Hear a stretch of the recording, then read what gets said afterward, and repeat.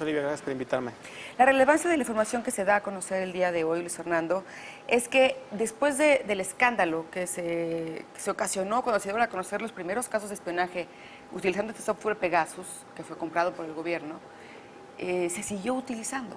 Y está este caso concreto de la gente cercana a Javier Valdés. Así es, la gran relevancia de este caso creo que se fundamenta al menos en un par de aspectos. Uno, como bien mencionas, que dos colaboradores del semanario sinaloense Río 12, que hace un trabajo periodístico impresionante, sí, altamente reconocido, principalmente investigando temas que tienen que ver con el narcotráfico, recibieron mensajes que contenían enlaces que de ser accesados habrían descargado el malware Pegasus, ¿no? Afortunadamente, las dos personas, los dos periodistas, Javier Bojorquez e Ismael Villarreal, no dieron clic precisamente porque ya habían existido denuncias previas, incluso una portada en el New York Times, ¿sí? Y eso advirtió que eran sospechosos esos mensajes, ¿no?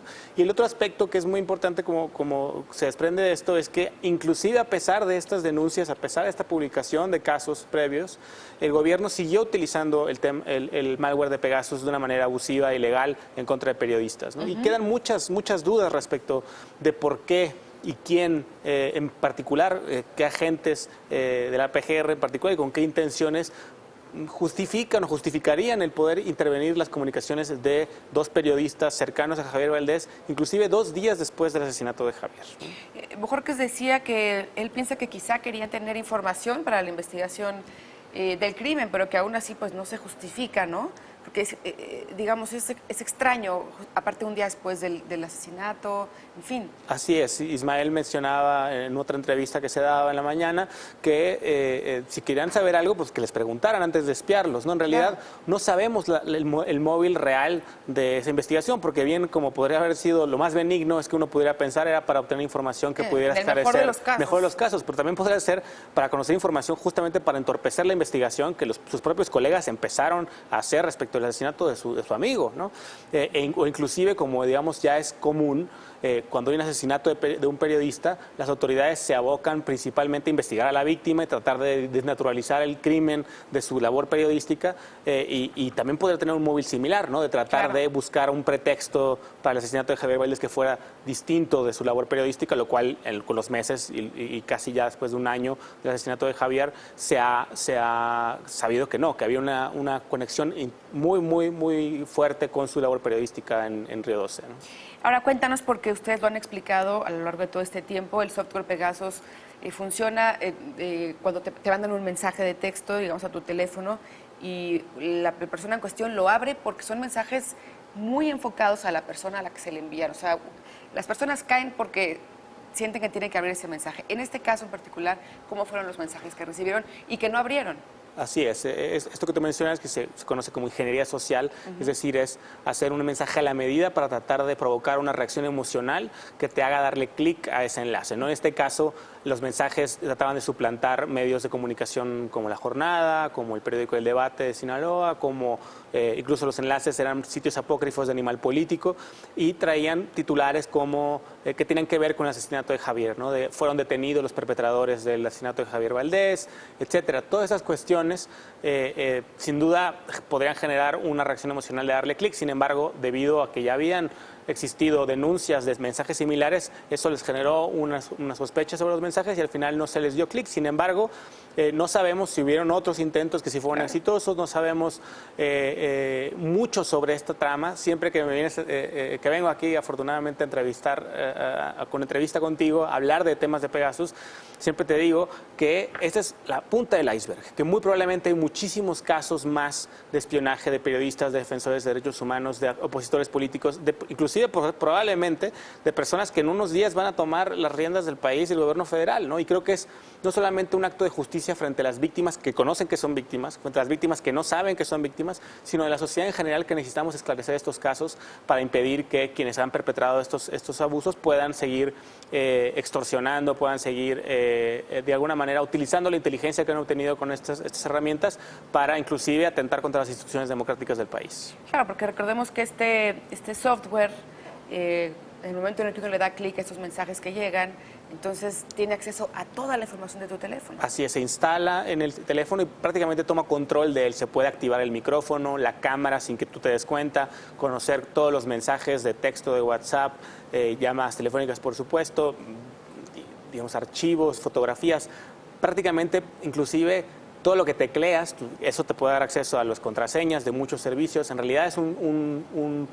malware que es particularmente poderoso y que tiene una característica también muy importante, que es la indetectabilidad del dispositivo. Es difícil darse cuenta que un dispositivo está infectado con el malware de Pegasus. Y claro, pues, no sé, ayúdanos igual alguien no se acuerda de los antecedentes que hay de este caso, pero esto, ¿cuándo explota? ¿Qué sucede? ¿Quiénes son las personas que anteriormente se comprobó tenían o fueron espiados o hubo intentos de espionaje en su contra? Claro, esta investigación es parte de un trabajo colaborativo entre varias organizaciones, Citizen Lab de la Universidad de Toronto, organizaciones en México como Artículo 19, R3D, Socialtic, y a partir de investigaciones que había hecho Citizen Lab sobre algunos activistas en Medio Oriente, se descubre la infraestructura que utiliza una empresa israelí que se llama NSO Group, que es la que vende licencias para utilizar el software Pegasus.